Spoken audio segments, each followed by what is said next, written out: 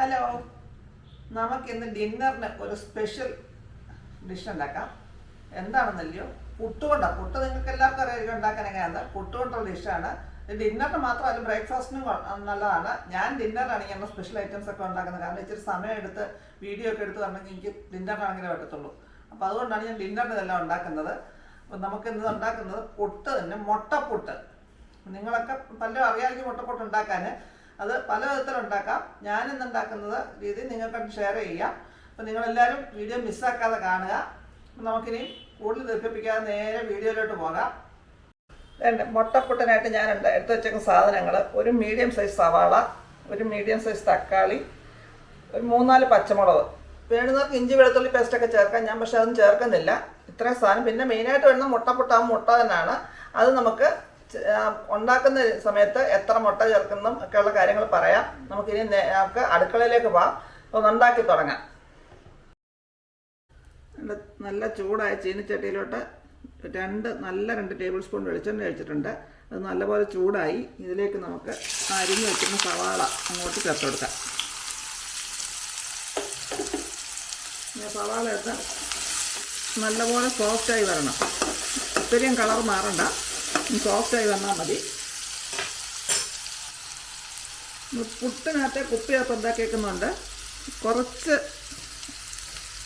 ഈ മസാലയ്ക്ക് മാത്രമുള്ള കുറച്ച് ഉപ്പ് കൂടെ ചേർത്ത് കൊടുക്കാം. ഇതിനൊന്ന് വഴറ്റിയെടുക്കാം.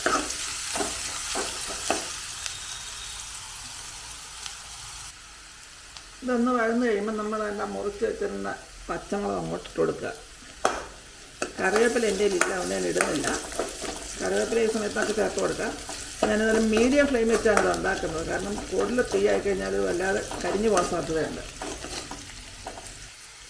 അത് വേണ്ട, സവാള എല്ലാം സോഫ്റ്റായിട്ട് വന്നിട്ടുണ്ട്. ഇനി നമുക്ക് ആ തക്കാളി അങ്ങോട്ട് ഇടാം.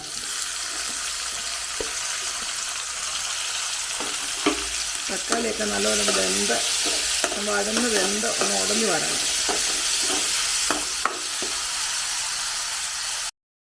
നമ്മുടെ തക്കാളി, സവാളയും പച്ചമുളകും എല്ലാം കൂടെ ഒന്ന് വഴറ്റി എടുത്തിട്ടുണ്ടെങ്കിൽ നമുക്ക് ഇതിനകത്ത് സ്വല്പം മഞ്ഞൾപ്പൊടി ചേർത്ത് കൊടുക്കാം.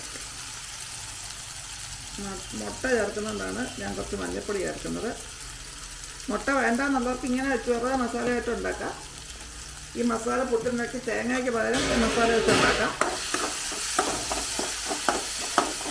ഇനി നമുക്ക് ഇതിനകത്തേക്ക് അതിൻ്റെ മെയിൻ ഇൻഗ്രീഡിയൻറ്റ് ചേർത്ത് കൊടുക്കാം. ഞാൻ അതിൻ്റെ 3 മുട്ട പൊട്ടിച്ച് വെച്ചിട്ടുണ്ട്. ഇതിനകത്തേക്ക് നമുക്ക് ഒഴിച്ച് കൊടുക്കാം. ഒഴിച്ചിട്ട് ഇളക്കി അതിനെ യോജിപ്പിച്ചെടുക്കാം. 4 മേളിലും ചേർക്കാം. ഞാൻ 1.5 കുറ്റി പുട്ട് ഉണ്ടാക്കിയിട്ടുള്ളൂ. ഞാൻ 3 മുട്ട അതിന് എടുക്കുന്നുള്ളൂ.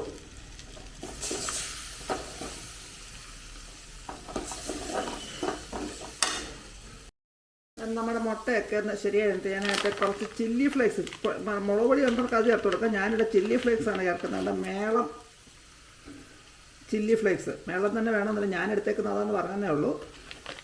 നമ്മുടെ എരിക്ക് ആവശ്യമുള്ള ചില്ലി ഫ്ലേക്സ് ചേർക്കാം. ഒരുപാട് കൂടിക്കഴിഞ്ഞാൽ എരി ഒത്തിരി ഇഷ്ടമില്ലാത്തവർക്ക് കുറച്ച് ചേർത്താൽ മതി.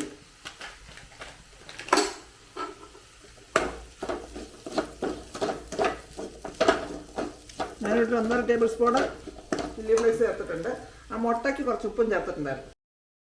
ഇപ്പം നമ്മുടെ മുട്ടയൊക്കെ അതുകൊണ്ട് നല്ല പരുവത്തിന് ഒന്ന് ഡ്രൈ ആയി വന്നിട്ടുണ്ട്. ഒരുപാട് അങ്ങ് ഡ്രൈ ആയില്ല, ഡ്രൈ ആയിട്ട് നമുക്ക് അതിൻ്റെ പുട്ട് അങ്ങോട്ട് ചേർത്തേക്കാം. ഞാനിവിടെ ഉപയോഗിച്ചേക്കുന്നത് ഇതിൻ്റെ പുട്ടുപൊടിയാണ്. ഇലയിറ്റിൻ്റെ പുട്ടുപൊടി, നല്ല പുട്ടുപൊടിയാണ്. നല്ല തരിയൊക്കെ ഉള്ള പുട്ടുപൊടിയാണ്. നല്ല മയമുണ്ട്. അതങ്ങോട്ട് ചേർത്ത് കൊടുക്കാം. പുട്ടുപൊടി ഉണ്ടാക്കുമ്പോൾ പുട്ടിന് പുട്ടുപൊടി എടുക്കുമ്പോഴേ ഞാൻ സാധാരണ വറുത്ത പൊടിയാണ് എടുക്കുന്നത്. നമ്മൾ വീട്ടിൽ തന്നെ വറുത്താണ് എടുക്കുന്നത്. വാങ്ങിക്കുന്ന പൊടിയാകുമ്പോൾ പുട്ടുപൊടി എന്നുള്ളത് തന്നെ വാങ്ങിച്ചെടുക്കാൻ കുറച്ച് തലങ്ങയും വെള്ളം കിട്ടും, സോഫ്റ്റായിട്ടുള്ളത് കിട്ടും. അത് പൊൻകതിര, ഇലയിറ്റൊക്കെ നല്ല പുട്ടുപൊടികളാണ്. ഇനി നമുക്കെല്ലാം ഒന്ന് ഇളക്കിയെടുക്കാം. നമുക്കിതിൻ്റെ ഉപ്പൊന്ന് നോക്കാം. നല്ല റെഡി ആയിട്ടുണ്ട്. ഉപ്പൊന്ന് നോക്കാം. ഉപ്പ് കുറവാണെങ്കിൽ ഇച്ചിരി ചേർക്കാം നമുക്ക്. സൂപ്പർ. ഇച്ചിരി വെള്ളം ആകാൻ ഞാൻ ഇച്ചിരി കുറച്ച് ഇട്ടുള്ളൂ. അപ്പം നമുക്കിനി തീ അങ്ങ് അടച്ചു കൊടുക്കാം. ചൂടോട് ഇത് കഴിക്കണം. ഇതുപോലെ എല്ലാവരും മുട്ടപ്പുട്ടൊന്ന് റെഡിയാക്കി നോക്കുക. വേറെ വിധത്തിലൊക്കെ ഉണ്ടാക്കാനൊക്കും. അതുപോലെ ഞാൻ എനിക്ക് നിങ്ങളോട് ഷെയർ ചെയ്യാം ഇനി ഒരു വിധത്തിലുണ്ടാക്കിയിട്ട്. നിങ്ങളെല്ലാവരും ഇതൊന്ന് ഉണ്ടാക്കി നോക്കുക. നിങ്ങൾക്ക് എല്ലാവർക്കും ഇഷ്ടപ്പെട്ടെങ്കിൽ ഒന്ന് ലൈക്ക് ചെയ്യാനും ഷെയർ ചെയ്യാനും അതിൻ്റെ കൂട്ടിക്കുന്ന ഹൈപ്പ് ബട്ടണൊന്നും ലൈക്ക് ചെയ്യുമ്പോൾ വരുന്ന ഹൈപ്പൊന്ന് ചെയ്യാനും മറക്കരുത്. ഇനി നമുക്കിതുപോലെ നല്ല നല്ല വീഡിയോസായിട്ട് വീണ്ടും കാണാം. അതുവരേക്കും ടാറ്റാ, ബൈ ബൈ.